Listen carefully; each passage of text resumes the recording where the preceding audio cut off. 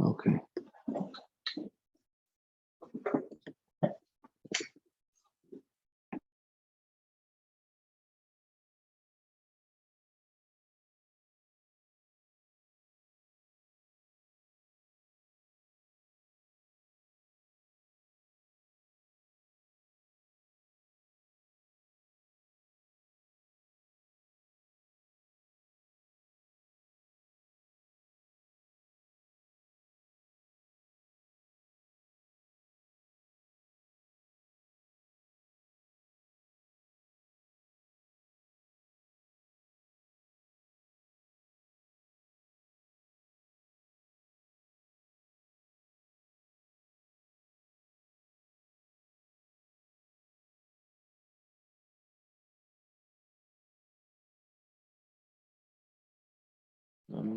So the case is, Salamat Basim base Rava Bar Shirshim. The story was that there was a report about him that he was basically illegally using the land of the Yisomim, of the orphans. He was consuming the fruit from the land, right?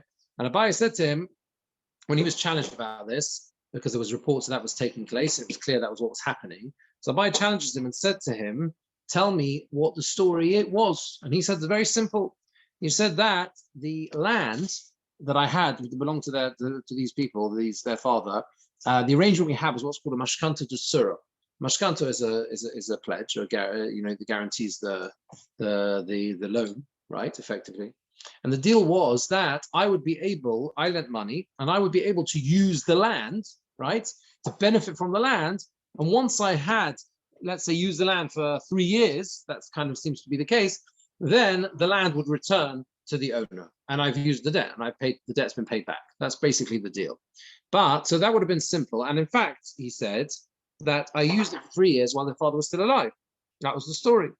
However, the reason why I didn't return it and I carried on using the land even after the father was dead, the guy was dead, so now there's orphans, right? Why did I carry on using the land? Because actually he owed me another amount of money, right? There was another lot of money he owed me, and that amount of money, there was no mashkana. Okay, so I said to myself like this: if I give the land back, what's going to happen? And I say that I've got another loan, you owe me money. Then Beis Din are going to say, if you want to get money out of your somim, you always have to make an oath, make a shvur. And I don't want to do that. No one likes to make a shvur. And therefore, what I decided to do was keep the land and simply get my debt back through consuming the fruit, continuing to farm the land. So you'll tell me, how can I get away with that? How would anyone, everyone will say it's theft. You're not allowed to do that. The answer is, he says, is that I said to myself like this: I'm going to conceal the document, and therefore no one would be able to challenge me. Because since I could have said, since I could have said that I bought it because I've had it for 3 years, chazaka, everyone agrees to that. That was clear. There was clearly 3 years chazaka in the land because I've been using it all those 3 years for the other debt, right? And I say that I bought it from you, so no one's going to challenge me on that. And therefore, since I could have said that, I have a migoy. Since I could have said that it was mine, I bought it from you, and I own the property, okay? Therefore, believe me when I say that I've got other money with you, with the father, right? With the father, that your father owed me, basically. I'm going to give the land back. Migo is defensive. This is a thing on the attack. You want to say it's a migo lahotzi? No, it's not really a migo lahotzi because I've got the land in my property now. I'm currently on the land. You're right. We learned that migo. The question, there is a question as to whether you can say migo lahotzi moment. Migo to take a migo. The logic of a migo can be used to get money, to get a land back. Right? That's a question. Here is not quite like that because here I'm sitting in the land. I'm currently in the property, right? And I want to say what the migo does. What the migo does is it proves that I'm telling the truth. That's what it does. Very important. That, do you understand? That's what it does. Who says you're telling the truth when you say that the father owes you money?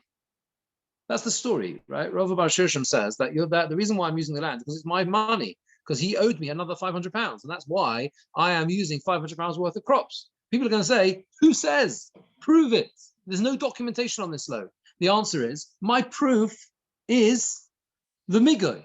Since I could have said, migo means since I could have said that this land is mine, I bought the land, and right, yeah, I bought the land, and since I'm using it for 3 years chazaka, no one's ever going to be able to challenge me on that. I could have said that. If I was lying, I would have said a better lie. Since I could have said a better lie, which no one would ever have been able to challenge me on. You understand? What's my better lie? The better lie is that I own the land and it would have been 100% mine. No one could have challenged me. Therefore, you should believe me when I say that this guy owed me another £500, and that's why I've been using the property. And after I'm going to give it back. Yeah. Yeah. So you have to understand, he's not cheating anyone. This Rabbi Birnbaum is not cheating anyone. It's true. He is owed another £500. It's not an objective. It's treated as a proof. That's what we're saying. The Gemora accepts it as a proof. Well, no, this was his argument. But it isn't Pardon? actually. This is not asking like No. Abaya's going to challenge him, but you have to understand also where he's coming from. So the question is, how could he say this, and how could he do this, and how could he try and take the land away from it? No, 1 second, he's owed a debt, and therefore he is getting the money back. Because the debt automatically entitles him to do what he's doing, assuming that that's right.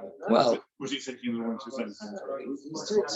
Well, that's an interesting question. That's an interesting question because we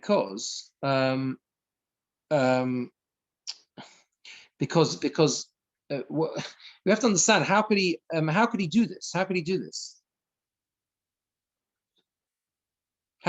You see, okay, how does a buy? you only get away with it here because there's a call about it that he's What- The call. Mashkanta to Surah, That's the call. no, the call is that he's using the land. Yeah, the Mashkanta to Surah seems to be. It doesn't seem to be debate. That's not up for debate. I think it's important to be. That you're right. You're right in the sense that's not debatable. That there was everyone agrees. Otherwise, it's not clear of any protection that is established. Yes, that's true in a sense. It could do. Say, I'm telling a lie, but it's all a bit of a lie, so I'm okay. No, but the point is, he's saying is that he's not saying. He gets away with it because he's there. It's that. Yeah, and he's not telling a lie. He genuinely he is genuinely owed the money. We can't prove that. Pardon? Yeah, There's but no the proof that he's getting the money back is different to the mechanism he employs for himself. What do you mean? The mechanism is basically just to make a short, yeah, and he's trying to avoid that. Yeah.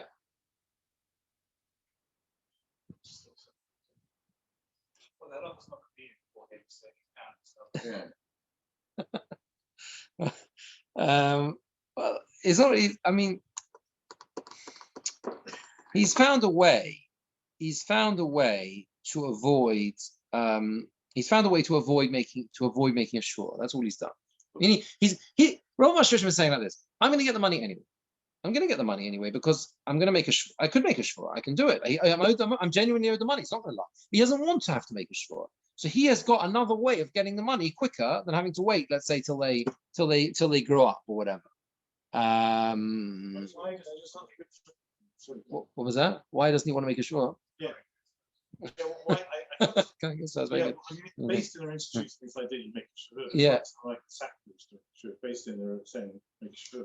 Yeah. Why is there this sort of pathological? Not sorry, that's the wrong word.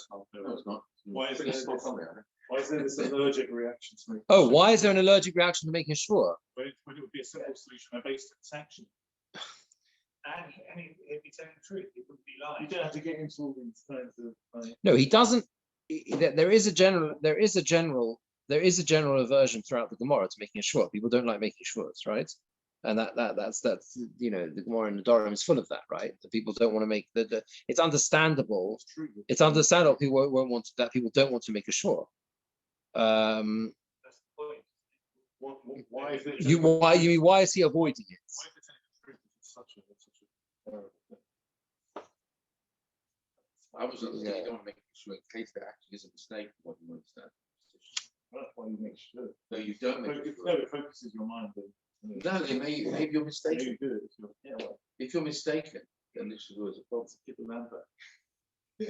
It's possible. So we don't have any other spare cash to pay him back. Yeah, you never get it. And he, exactly, the same.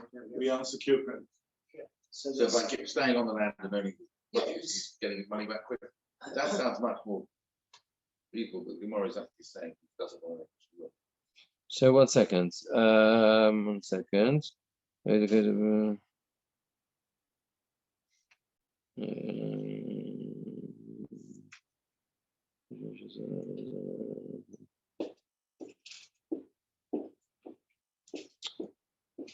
I mean, the biggest problem here, I suppose, yes, it's a fair question. It's a fair question. Why should he want to? Why should he be allergic to making a shvua if he knows he's telling the truth? Knows the truth. The simple explanation seems to be that that he wants to. He has a way of avoiding it. Yes, it does seem to be that by doing so he is evading the way things are supposed to be, the way things are supposed to be done. But on the other hand, he knows he's owed the money. Okay, let's see the other side of it. Let's see the rest of the Rashba. Let's see if the question is still there. So Abai responds and says, right, where it says Omalei, you can't say, it's about halfway down. You can't say Lekuchi Biodi. That's not a valid possibility. That there isn't. Everyone knows it belongs to the Yisomim, so you can never say I bought it. Right? That's not it's not possible to say that. All you can do is give it back to them. When they grow up, you can then debate with them, and you can then make sure that you sort of have it out with them as to whether or not you're entitled to this property. Yeah. So it's clear that he cannot. It's clear that he cannot. He's going to have to wait. He's going to have to wait until they grow up. That's what he says. No choice. You're going to have to wait till they grow up, and then you'll have this machlokus with them. And it seems that in other words, what he seems to be saying is that you can wait till they grow up, and then what? Then you mean shvua, and then you need a shvua or not? It seems to be not. Yeah, the answer is yeah. It seems to be they're not Yisomim. Tosfos says that that even with a shvua, he wouldn't be able to get the money until they grow up anyway. But it seems his problem, his main problem was making the shvua. That's what he didn't want to do. That's what he didn't. He wanted to avoid the shvua. That was his main problem. He didn't seem to be too bothered about waiting. Yeah. That's what he wanted to try. Exactly. No. Yes. That's right. Yes. He wanted to try and get the money straight away through this migoy. That's what it seems to be the case, right? If you say that even having extra money, that's the motive. To not to have to wait. The problem is Tosfos says that he wasn't bothered about that. Tosfos has a problem. Tosfos says that the Gemora spells it out like this. The Gemora says, well, the Rabbanan say you can't get money from your somim unless you make a shvua. And that was his whole cheshbon. And therefore I'm going to avoid the shvua. Says Tosfos, even with a shvua, you're not allowed. You can't get the money until they grow up because they're underage. You can't claim from them until they're not. There's no one to talk to until they grow up. When it comes to people underage minors, right? It doesn't work anyway. So that's Tosfos' problem. And Tosfos says he wasn't bothered about the delay. That wasn't what bothered him. He was makbid about the shvur. He didn't want to make a shvur. It could be Rabbi Birnbaum had a principle. I don't make shvurs. The principle doesn't make shvurs. Doesn't want to do it, right? So he wanted to avoid it. It's money straight away. What? Smacks of cake is Cakeism. having his cake and eating.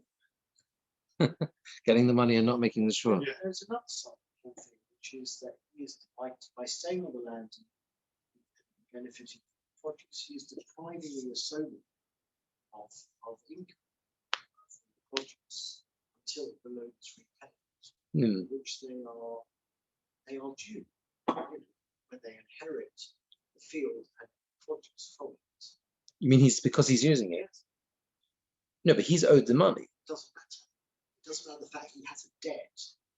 That the Yasomu are still entitled to the Yerusha. The fact that they have a debt, the fact that there's a debt on the estate is. Are they? Why do you say that? Why do you say that? Yeah. Why are you depriving them? They inherit the loan, but the debt. Yes, but just for example, supposing that they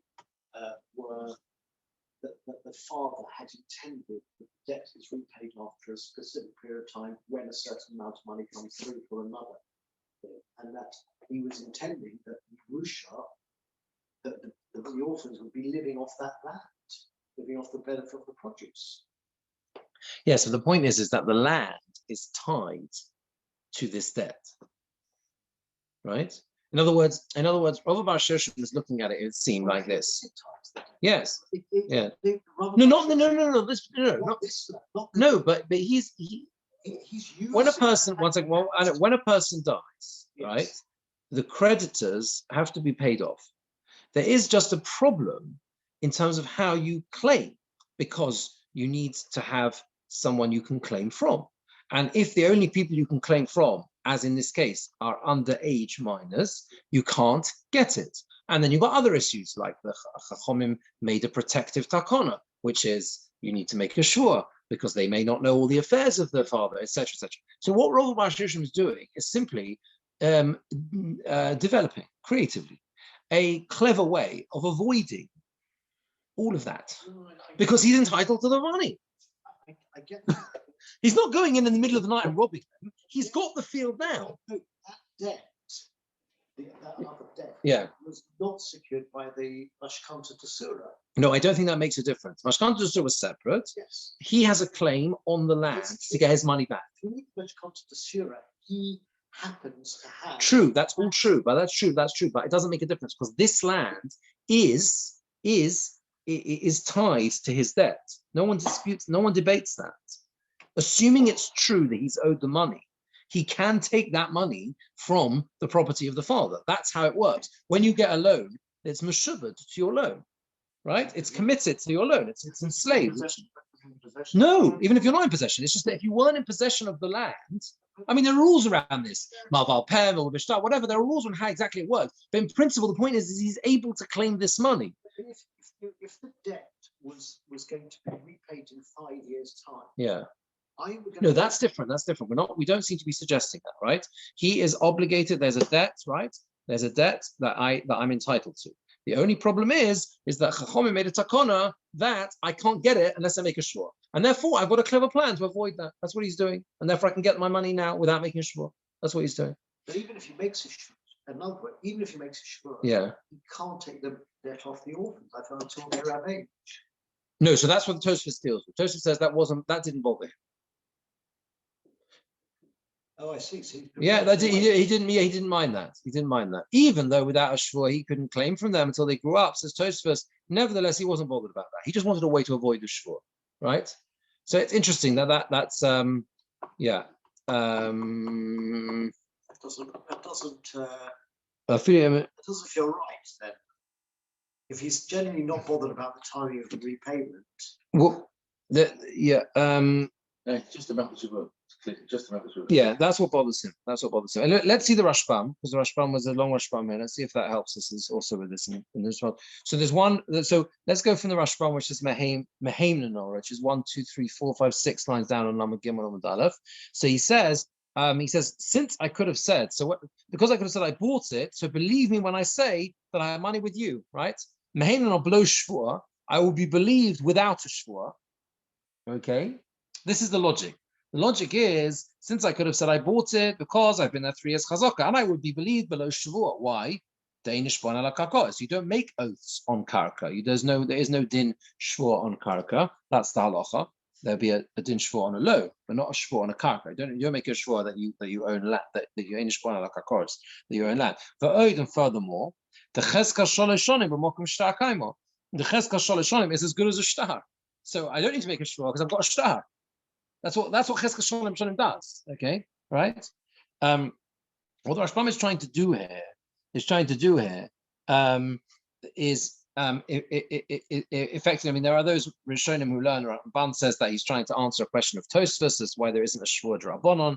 But the point, that the main point of the Rashbam is he's trying to explain how it is that Rava Bar Shirshim wants to avoid the Shvur. How does he get out of the Shvur? The answer is because that's what the Miga is. Since I could have said this, and you would have believed me, and I wouldn't have to make a Shvur. If I say I've been there 3 years chazaka, okay, and I bought it from you, there's no Shvur. That's the halacha. Ain't a Shvur. You don't make a Shvur in that situation. So therefore, you should believe me here as well. That's mine. I don't need to make a Shvur. Right? You with me? That which you thought in your mind, that had I wanted, I could have claimed that it was bought. Okay, given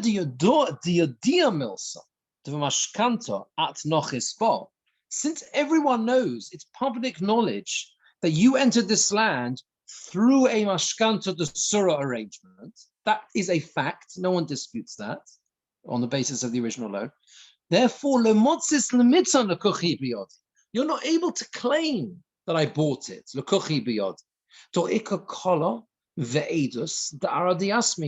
There is a noise, there is a well-known publicized fact and testimony that this land belongs to the Yisomim. Because now the years of Mashkanta are finished.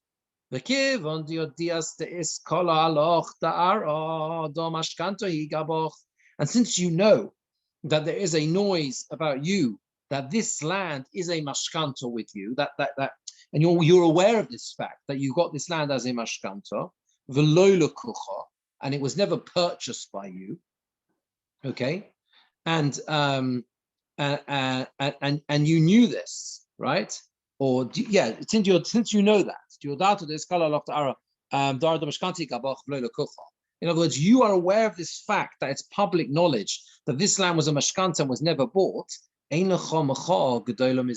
That is an objection, a macha, to your chazaka. And you should have been careful with your document, with your shtar. So it always goes back to this central point, if you remember, as we learned originally in the dinim of chazaka. Chazaka is based on the fundamental principle that no one keeps their documents longer than 3 years, right? You don't remember that? You remember that, yeah? You don't keep your documents longer than 3 years. Therefore, the fact that you don't have a document doesn't mean you don't have a shtar, doesn't put you in a problematic position, because no one keeps their shtaris longer than 3 years. 3 years is how long they keep them for, okay? Right? That is the fundamental reason why Chazal instituted chazaka. If you got 3 years chazaka, people can't be expected to keep their shtaris longer than that. So chazaka, with no one objecting in those 3 years, is as good as a shtar. That's a proof that it's yours. However, if the other guy made a machal at some point during the 3 years, he got up in the town square and he shouted and said, "You see that land that Shimon is in? I'm telling you that's my land." If he did that, he breaks the 3 years, because you have no argument now to say, "I didn't bother looking after my shtar." Why should I keep my shtar forever? That was your argument. I'm going to keep my shtar forever. 3 years, I can't keep documents forever. It's time to shred them. After 3 years, I'm going to shred them. So the guy will say, everyone will say to you, "What are you doing? Don't be silly. If you really owned it, of course you would have kept it, because you knew there was someone pursuing you, right? The first thing you do, if you think someone's pursuing you, is you hold on to your paperwork. That's the first thing you do." So here, says the Rashbam, what Abai says back to Rabbi Bar Shirshim is exactly the equivalent of that. Because since you were aware, and it was public knowledge, that you entered this land as a mashkanta, if it was true, right, that the land was really yours, and you had bought the land, of course you should have held your documents longer than 3 years. The last thing you do will be throw away your document. You understand? Because there's a machal, that's the best machal you can have. What's the best objection to your ownership? That the whole town is running around saying, "You know that land that Shimon's in? That land's not his. That's those poor Nebuch orphans down the road, the 5 and 6 year olds, it's theirs. And they can't do anything about it. And he's sitting in the land. And you know he got that land?" Yeah, it's a talk on Shabbos morning. Eh? How do you know he got that land? Mashkanta d'sura. No, you don't think so? You understand? So obviously, what's he going to do? Obviously, he's going to keep his document. So therefore, there's no way you can claim it was owned, because we'll turn around to you and say, if it was really yours, you should have kept your documents. And you can't say, oh, why should I keep my documents longer than 3 years? Of course you keep your documents longer than 3 years, because you know that everyone is clamoring and saying it's not your land. You with me? Okay. Hilkov zil, therefore, Abai says to him, zil hoda ara liyasme hashta. What you got to do is you're going to have to give the land back to the Yisomim now. And when the Yisomim grow up, so they reach bar mitzvah, the Hainu ben shloshas reishon of the elech, so they get to an age when they're chayav in mitzvahs, right? Then you can speak with them then you can speak in din with them, take them to the base din, on the debt that you have on their father, tishova v'sito, right? On your debt that you have on their father, tishova, you should make an oath for sito and take the money, kedin habo lipora minichsei hayosomim, as is the rule with someone who comes to take money away from the property of Yisomim. The kozman shen katanim, the halacha is that as long as they're children, ein yordan and nechseim nikvos mehem, you cannot go into the property to claim from them. That's the rule. As the Gemora says in Erechin in Perek Shuma Yisomim, the Gemora says there, ein iskokin and nechse Yisomim, you are not allowed to. We are not allowed. Based in don't approach. They don't get involved with property owned by Yisomim. Elohim Kain ribis echeles bohem, unless interest is building up. If interest is building up, then it's not in the interest of the Yisomim to wait. It might be 6 years old now. Oh, let's wait. Let's wait till they're adults. When they're adults, we've got to protect them. What do you mean, not protecting them? The longer you wait, the more they're losing. You understand? If they have property that's being eaten up by ribis, yeah, then it doesn't help their interests. So assuming that's not the case, assuming there's no ribis involved, okay, the halacha is that you don't get involved in the property of Yisomim until they're adults, okay, unless and that's how it is. Okay, the pasuk goes from Rava, as Rava paskins there, hilchos the halacha is ein iskokin and nechsi Yisomim. You don't get involved in the property belonging to Yisomim. Ve'im omatnu nosnin, but if he says give, then they give. So Rava says there. Rava says that Rava says there that you don't get involved in the property of the Yisomim. I think Imam Matznu Nostin, I think means the father's instruction. I think so. Let's check.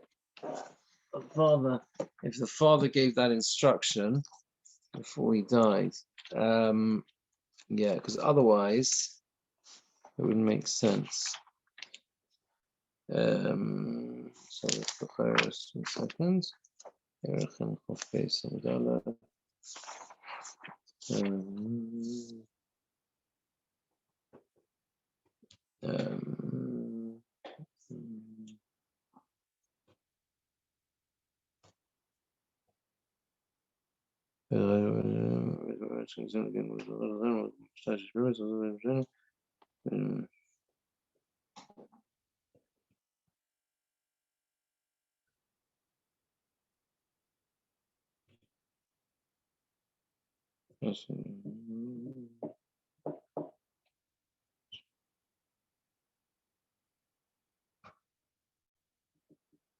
Can't find exactly. I can see it's a long Gemora here. Yeah, yeah, exactly. It must be there was instructions where the father said give, and then it's obvious, it's clear that there is a need to give. Yeah. Yeah. Anyway, so the point is that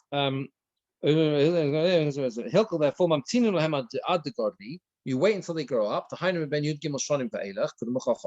13 years and older, right? So that's what you need to do. So you see what the Rashbam has done has basically explained. The Rashbam has explained the reason why. See, he's done 2 things so far. This Rashbam, you always got to keep the long Rashbam. You've got to keep track of what they're doing. The first half of the Rashbam he spent explaining why it is that the argument, the migoy falls away. The migoy cannot work because you could never say that you owned it because you would never be believed. because everyone will say, "Where's your star?" Because the whole argument of Cheskes Gimel Shanim is I didn't have to keep my star because I thought it was mine, and no one objected. Of course, everyone's objecting. Everyone knows you got it as a mashkanta de surah, right? Everyone will object. And then the Rashba says, so what do you need to do? So Abai says, what you're going to have to do is you're going to have to wait until they grow up. And once they grow up, because they get to the age of bar mitzvah, and then there's someone to talk to, then you have to make a shvur. So not only you're going to have to wait, but you're going to have to wait and make a shvur. Right? Yeah. Right. He's not worried about waiting. Yeah, he's not worried about waiting. The main thing is about the shvur, right? And you have to wait till they grow up, and then you're going to have to make a shvur, right?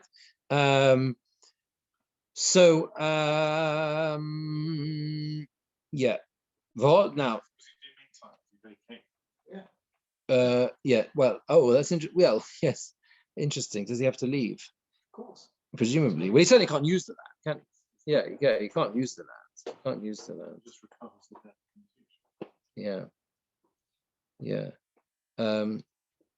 It's interesting because Tosfos disputes this Rashbam, because he says that there's two opinions in the Gemora in Erechin, also in Baba Basra later on. What is the reason for this halacha? What is the reason for Einis Kokin and Ichsi Yisomim Elim Kin Ribas Achelasbaim? Why can Beis Din not get involved in the affairs of Yisomim unless they're going to lose money because of interest? Why not? Why can't we can get involved? Why shouldn't we help them? Why should we sort out their father's affairs? Let them get to the age of maturity, and all the affairs have been sorted out. What's the problem? I thought there'd be more of a case for based. Yeah, exactly.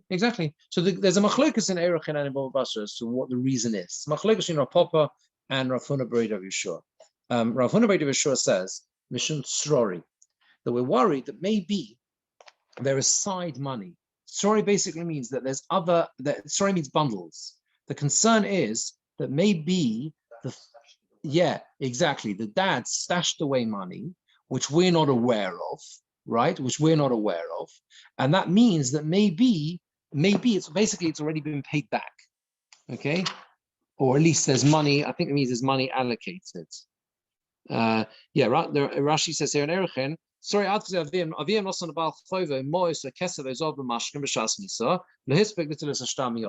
the concern is that maybe just before he died, the father wanted to help his children and he handed him money, but he didn't have a chance to get the document back.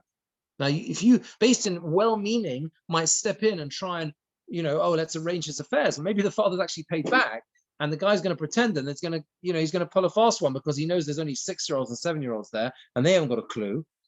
Do you understand? That's the concern. That is the opinion of Rav Huna Bar Yeshua. Rav Papa says that's not the reason at all.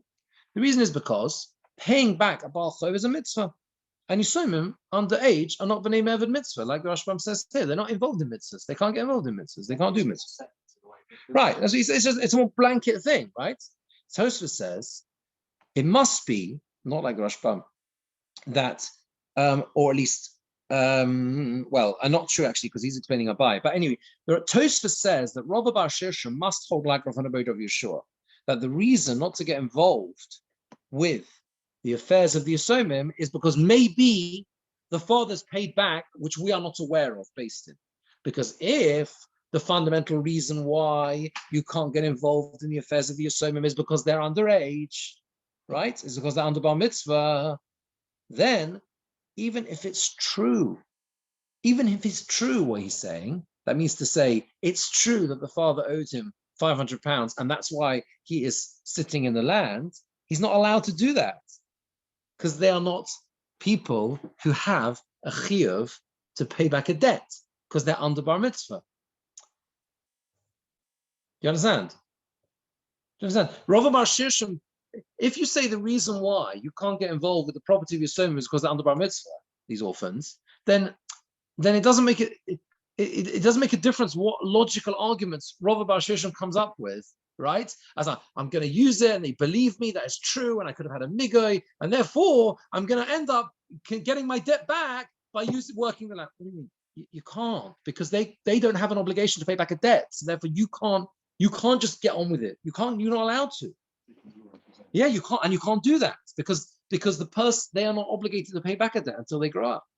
So therefore, Tosfos says, Rav Bar Shirshim must hold like Rav Huna Bar Yeshua, which is not so strange because that's the halacha is like Rav Huna Bar Yeshua anyway. He must hold that the fundamental reason why you don't get involved with Yisomim is not because of the mitzvah thing, but it's simply because maybe the father paid back. Now he knows the father hasn't paid him back because he's the creditor, right? He knows he hasn't been paid back, right? Anyway, that's what he says. Okay, that's what he says. Now, Because if the father stashed money at work, which is always intended to be the payment method to repay the debt. yeah, what would be? Yeah, that would be the idea. No, he didn't just stash money away. He actually gave them money. He actually gave money to the creditor. That's the point, right? Now let's just finish off the last few lines with Rashbam. That which we say in the Perek Mishameis later on, Kufn and Vov,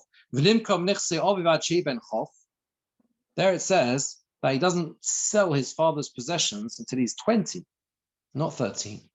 That's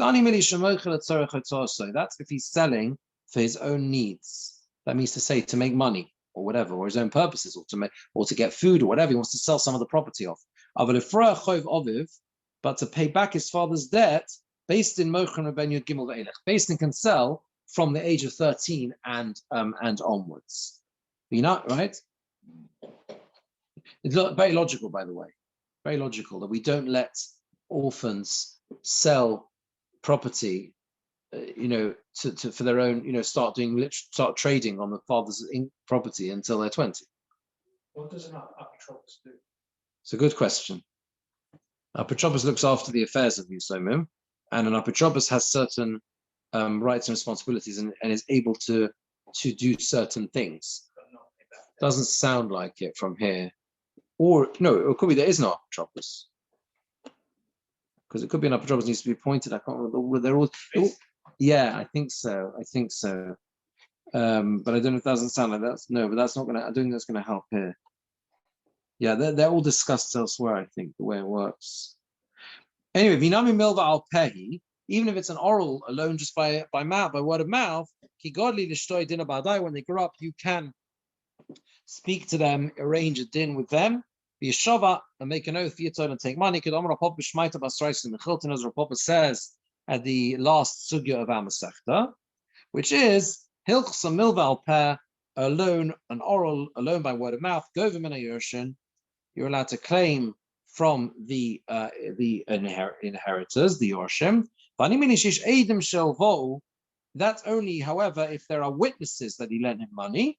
And he has to make sure that he hasn't paid him back. He never was paid back. And he's allowed to take the money.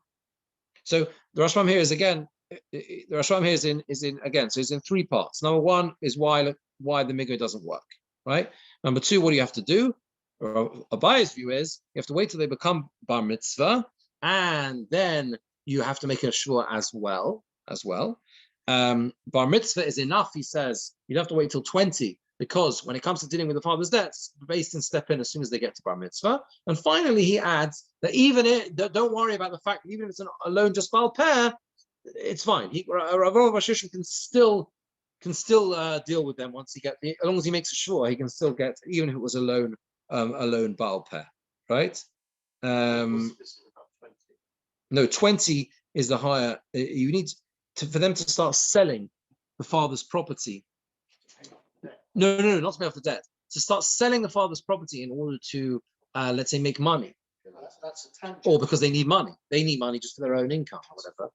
That what? Why is he Oh no, he's just bringing that in. Yes. Just as a by the way. No, you would have a question from Mishames. You might have a question from Mishames. Your question for Perek Mishames might be, how is it that later on in we say that you've got to be 20 years old? The answer is no, that's not for paying back debts. That's just for selling, that's for selling things, which is a higher bar, right? Yeah. Okay.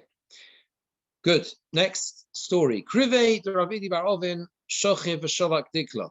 Next case. The relative of Rabbi Bar Ovin died, V'Shavak Dikla, and he left over a palm tree. That doesn't sound very extensive, but a palm tree, you can make a lot out of palm tree, with the fruits and everything else. It's true. Rabbi Bar Ovin said, Ano Krivano Tvei. I am the closest relative. That's what he said. I'm the closest relative, which means that I'm entitled to the palm tree. Right? Now, someone else came along. Someone else came along. Omri said, I'm a closer relative. I'm a closer relative. Okay, now just pause and see the Rashbam here, the next, because he explains what happens. So you've got two people arguing. One says, I'm a closest relative. The other one says, no one's got any proof. Says Rashbam, because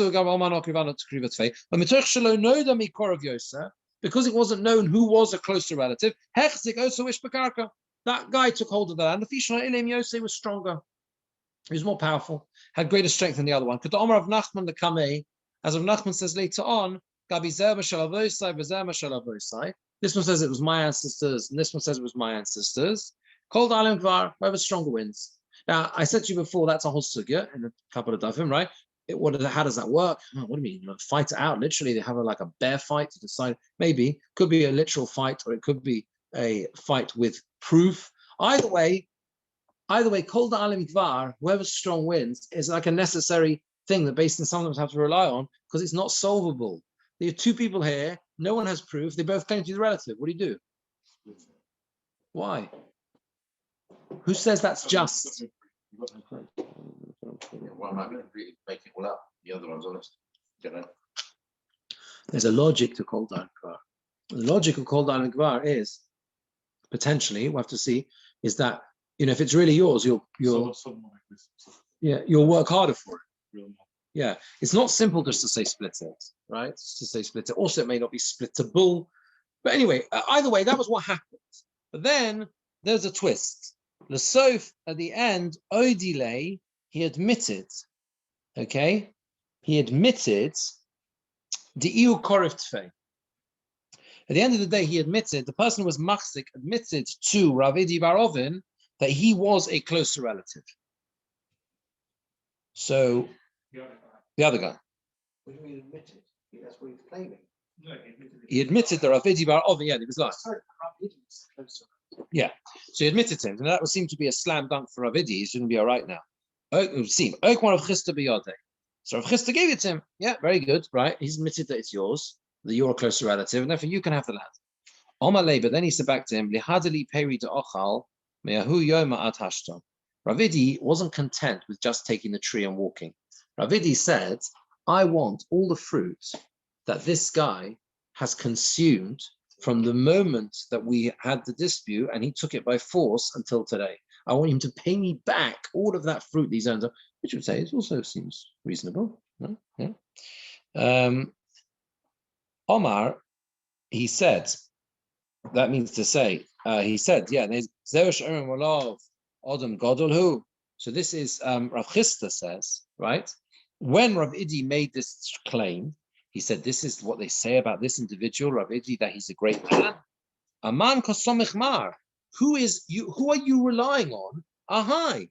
You are relying, your ownership claim is entirely on the admission of this other guy, that it's yours.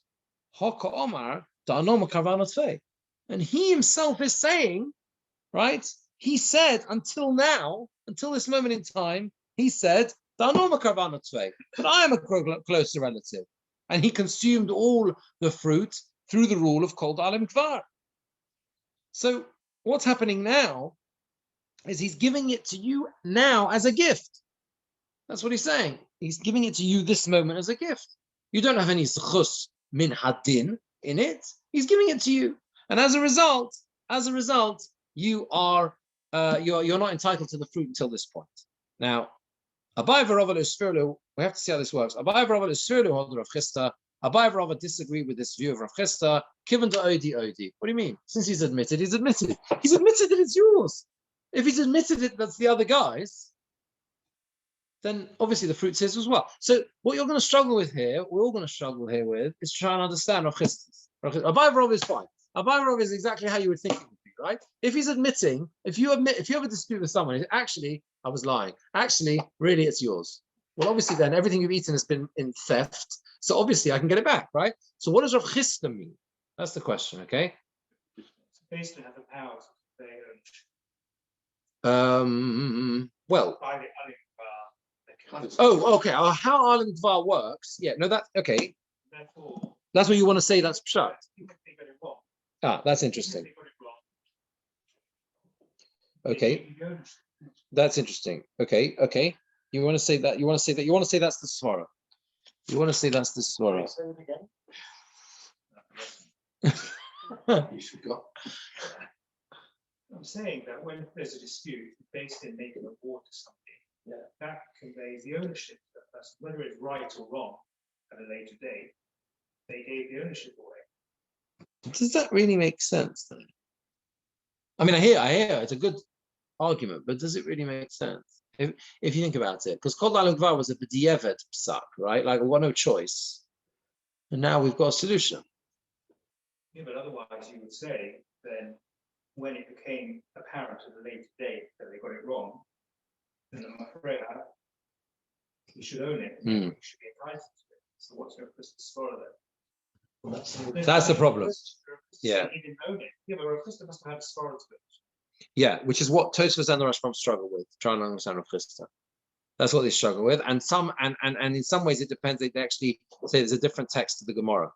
So let's see. Well, let's see the Rashbam. The Rashbam says we're up to the Sof.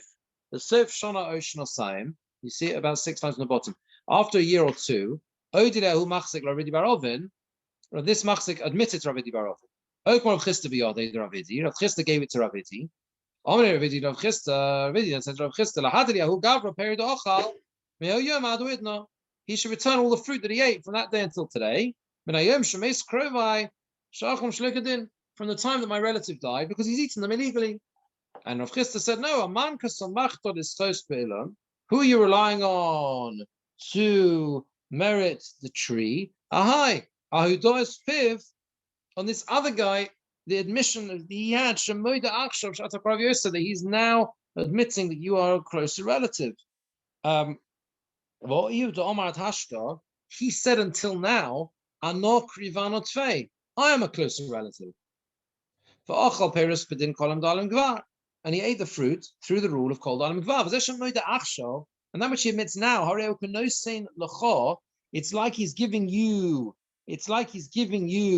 the Achshav Midaito. He's giving you the tree now from his own, just from his own volition.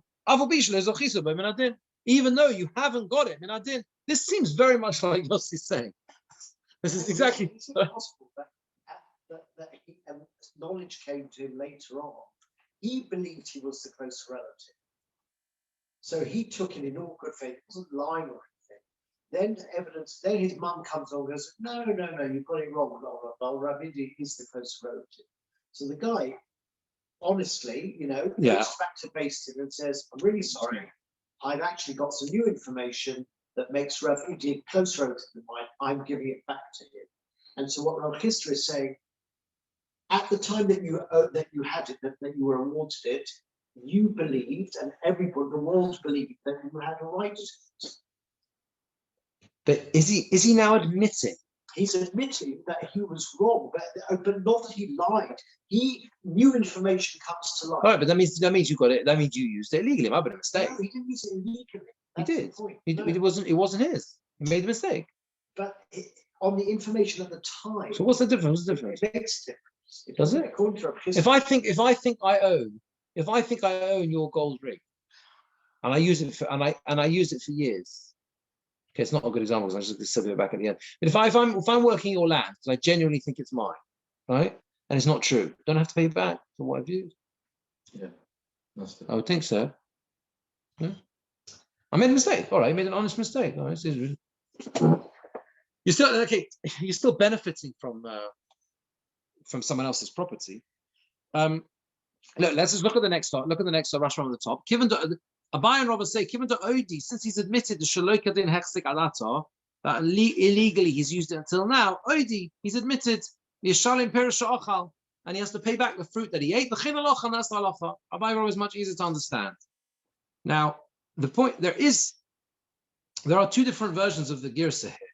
Rashbam says, V'yesh Sfarim, there are Sfarim Shekosif Bohem that contain the following text. I see Ravidi Bar Ovin Sahadi B'Havaparov.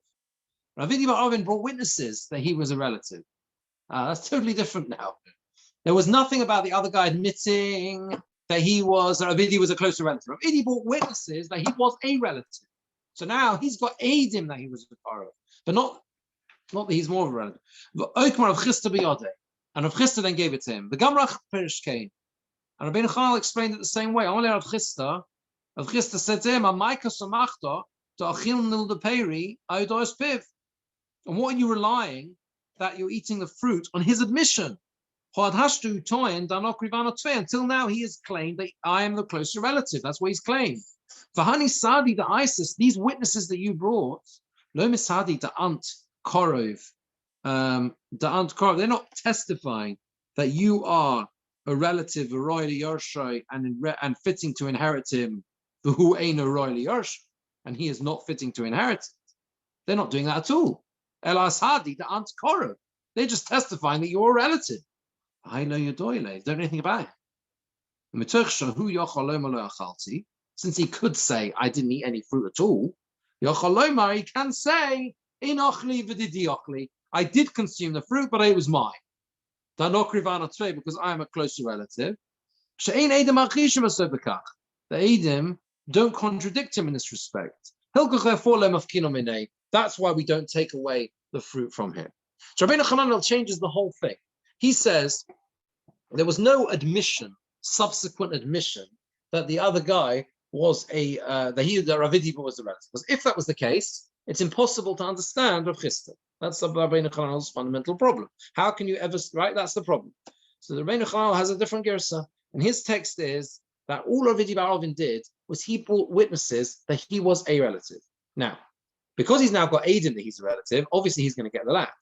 That's clear. But then he tried to claim retrospectively all the fruit that the other guy had eaten until this moment in time. And Rav Chista challenged him on that. And Rav Chista said, at the end of the day, you've just got Adim that you're a relative. That's all you have, right? And he is effectively the. How do you know that there is any fruit? Just because he's admitted it, right? And that he's admitted that there is fruit around. That's the only reason that there is any knowledge of the fruit, effectively, right? That he's used the land. He has claimed until now that he is a closer relative. And the witnesses that you brought didn't disprove that. They just said that you are a Korov. So it could be that he is a closer relative, right? And they don't know anything about him. And he could have denied eating the fruit altogether. And because he could have denied eating the fruit altogether. Remember, they don't talk about the fruit at all, witnesses. Therefore, he can also say, I ate fruit, but it was mine, because I am a closer relative. And therefore, the Rabbeinu Chananel says, we don't take the fruit away from him. That's why he's entitled to the fruit. In other words, basically, the whole story about the fruit, right? The consumption of the fruit until this moment in time was nothing to do with your Adim. Your Adim just say you're a relative. That's all they say. So it's true, you get the land, but that's all you get. You don't. There's nothing about the fruit. There's a migoy. He could have said, I didn't eat fruit at all. The Adim just saying he's a relative. Rabbi Adim comes along with his witnesses who say, I happen to know that the deceased... you are a relative of the deceased. You are the fourth cousin of the deceased. Yeah, that's all they say. And they don't know the other guy goes, So what? Yeah. I'm the first cousin. Yeah, okay, but he's got no Adim. So he's clear. So he's going to lose. He's going to lose. Definitely, 100%. You say what you like. The other guy's got Adim, he's relative. However, the Adim didn't say anything about the fruit. That was not, they weren't involved in that. And they didn't even say anything about this other guy. They don't know, maybe he's more of a relative. So there's a migoy. The migoy still exists. The migoy is not contradicted by the Adim. The migoy is, a migoy could have said I didn't eat a Pyrrhus at all. Therefore, believe me that I ate and they were my fruit. That migoy still exists in and of itself. That's what Rabbeinu Chananel argues. There. Explaining the Svara of Yes. But because he changes the Gemora. I mean, let's be clear. But Rabbeinu Chananel changes the text completely. He says the other guy just bought Adim, right? The Rashbam doesn't like this. Skip the brackets. We'll have to try. Maybe we'll see that next time. The very end of this Rashbam, V'lo nehiroli, the last 4 lines. He says, I don't think this is correct. This pshat.